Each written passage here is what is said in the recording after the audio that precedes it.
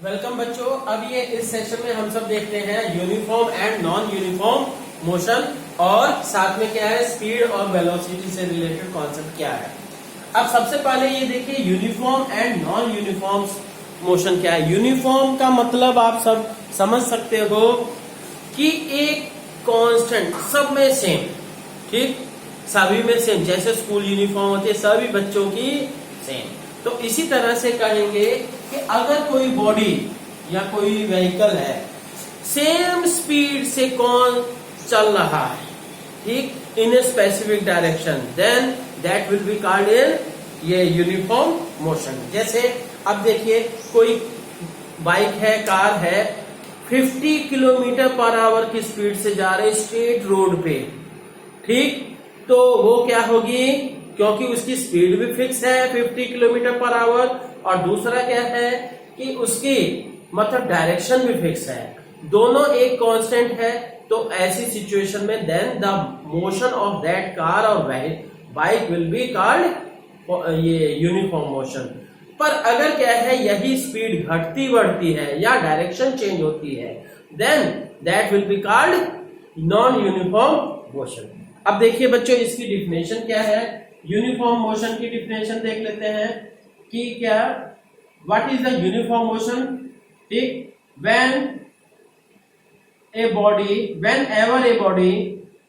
whenever a body covers equal distance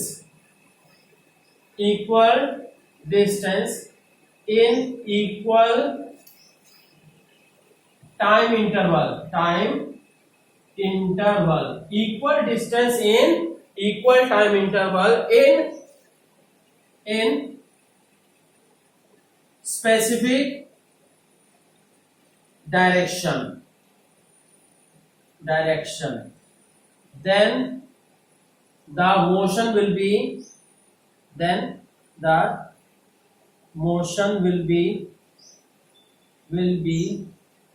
uniform. ठीक है, एक चीज ध्यान रखिएगा, equal distance in equal time interval. पर बच्चों आपके स्टैंडर्ड पे क्या है, स्पेसिफिक डायरेक्शन की बात नहीं कर रहे हैं, है ना। कई बुक्स में हो भी सकता है, किसी बुक्स में नहीं भी हो सकता है, पर ये ध्यान रखिए कि यूनिफॉर्म का मतलब फिक्स वेलोसिटी, ठीक। तो अभी देखिए वेलोसिटी मैंने कॉन्सेप्ट यूज किया, तो वेलोसिटी भी इसके बाद आपको पढ़ना होगा। देखिए अब नेक्स्ट क्या है, नॉन यूनिफॉर्म स्पीड। अब देखिए ये क्या है, मतलब दो चीजें हैं, डिस्टेंस और टाइम, दोनों में से कोई एक फिक्स कर दें, चाहे equal distance in unequal time interval, चाहे unequal distance in equal time interval, ठीक है, कोई एक फिक्स रखना है, देन और दूसरा वेरिएबल हो रहा है, then the motion will be non uniform. तो क्या है नॉन यूनिफॉर्म के लिए क्या कहेंगे, whenever a body covers, हाँ, इक्वल डिस्टेंस कर देते हैं, equal distance in unequal time interval, equal distance in unequal time interval, ठीक, देन ये that will be, then the motion will be non uniform motion, ठीक है। तो नॉन यूनिफॉर्म मोशन हो गया।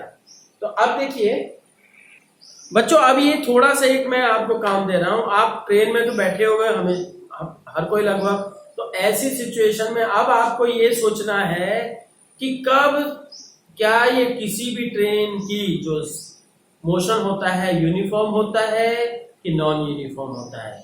अगर सीधी सी बात है नॉन यूनिफॉर्म होता है तो कोई बात नहीं, पर यूनिफॉर्म होता है तो किन कंडीशंस में यूनिफॉर्म होगा, आप ये सोचिएगा, या कितने टाइम पीरियड के लिए ये, किन कंडीशंस में ये, किस टाइम पीरियड के लिए ये यूनिफॉर्म होगा, ठीक है, सोचिएगा। अब आगे सोचते हैं हम सब स्पीड और वेलोसिटी क्या चीज है।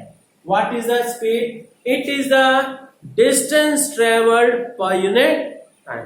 जैसे अब हम एक केस करते हैं, दो स्टूडेंट्स हैं, एक दोनों के क्या है, सुनिए एक सिंपल सिचुएशन में बता रहा हूं।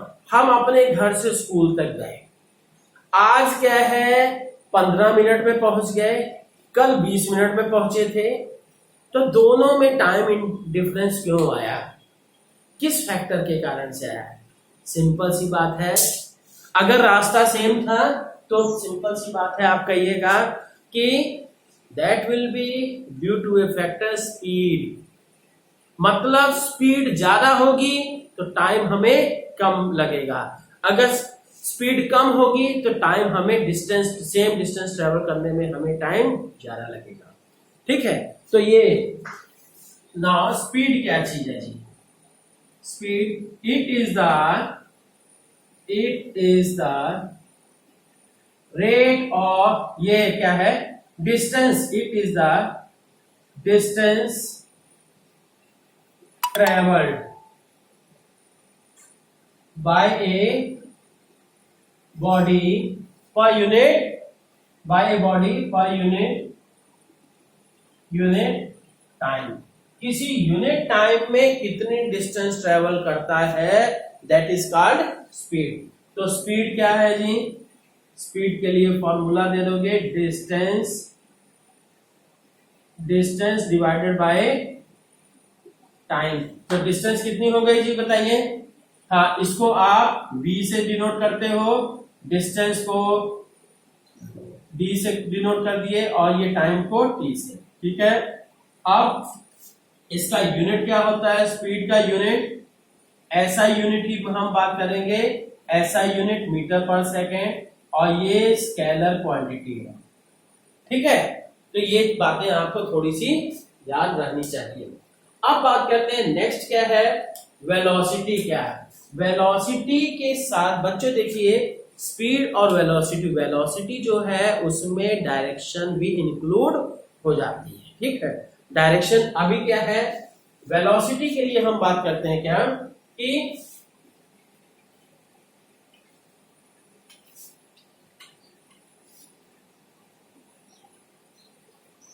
what is velocity? It is the velocity, it is the displacement of a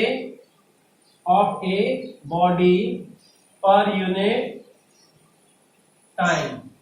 किसी बॉडी का डिस्प्लेसमेंट पर यूनिट टाइम, मतलब एक सेकेंड में कितना डिस्प्लेसमेंट हो रहा है, तो ये क्या है वेलोसिटी, क्या, that is equal to displacement divided by time. तो अब इसको हम वेक्टर से शो करते हैं, क्योंकि डिस्प्लेसमेंट जो है आपका वेक्टर क्वांटिटी है और ये टाइम। तो अब ये कह दीजिए कि ये इसकी यूनिट क्या होगा, यूनिट विल बी मीटर पर सेकेंड, ऐसा यूनिट ही है, और ये वेक्टर क्वांटिटी है। ठीक है बच्चों, ये ध्यान रखिएगा, आप सभी के स्टैंडर्ड में क्या क्लास 9 में वेक्टर और स्केलर का साइन वगैरह यूज नहीं होता है, तो कोई है ना, तो पर क्या है थोड़ा सा जान लीजिएगा तो क्या दिक्कत है। हो गया बच्चों। अब यहाँ पे आपको थोड़ा सा डिफरेंस आता है कि ये स्पीड और वेलोसिटी में क्या डिफरेंस है, difference between speed and velocity थोड़ा मालूम होना चाहिए आपको, कि ये मतलब जो डिफरेंसेस आपके डिस्टेंस और डिस्प्लेसमेंट में थे वही डिफरेंसेस आपके स्पीड और वेलोसिटी में आ जाते हैं। क्या, इधर देखिए स्पीड और इधर क्या हो गया वेलोसिटी। स्पीड में क्या होगा जी, स्पीड में फर्स्ट इट इज डिस्टेंस, पहला तो डिफिनेशन ही हो डिस्टेंस ट्रेवल्ड पर unit time, it is the distance travelled पर यूनिट टाइम, और ये क्या होगा it is the displacement perform पर यूनिट टाइम। ठीक है, ये चीज। सेकंड चीज कि it is a scalar quantity, scalar quantity, and इसमें क्या है, ये वेक्टर क्वांटिटी है, वेक्टर क्वांटिटी। बच्चों एक सबसे बड़ा डिफरेंस क्या है कि स्केलर क्वांटिटी हमेशा पॉजिटिव होती है, जैसे डिस्टेंस हमेशा पॉजिटिव रहेगी चाहे जितना भी हो, पर जो डिस्प्लेसमेंट है वेक्टर क्वांटिटी पॉजिटिव भी हो सकती है, निगेटिव भी हो सकती है। ये क्या लिखोगे, ऑलवेज पॉजिटिव। और क्या है, ये क्या होगा, मे बी पॉजिटिव, निगेटिव और जीरो, ये तीनों सिचुएशंस हो सकते हैं। ठीक है, तो बच्चों अब प्रैक्टिस करिएगा इससे रिलेटेड कुछ थोड़ा सा क्वेश्चन। ठीक है।